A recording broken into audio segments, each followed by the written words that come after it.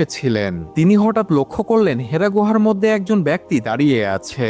নবী সাল্লাল্লাহু আলাইহি ওয়াসাল্লাম সে ব্যক্তিকে দেখে চমকে গেলেন এবং ব্যক্তিটি কাছে এসে বলল, ইকরা, পড়ো তোমার প্রভুর নামে। তখন নবী সাল্লাল্লাহু আলাইহি ওয়াসাল্লাম বললেন, আমি তো পড়তে পারি না। তখন সে ব্যক্তিটি নবী সাল্লাল্লাহু আলাইহি ওয়াসাল্লামকে শক্ত করে জড়িয়ে ধরলেন এবং ছেড়ে দিলেন। ছেড়ে দিয়ে আবারও বললেন, ইকরা। নবী সাল্লাল্লাহু আলাইহি ওয়াসাল্লাম আবারও বললেন, আমি তো পড়তে জানি না।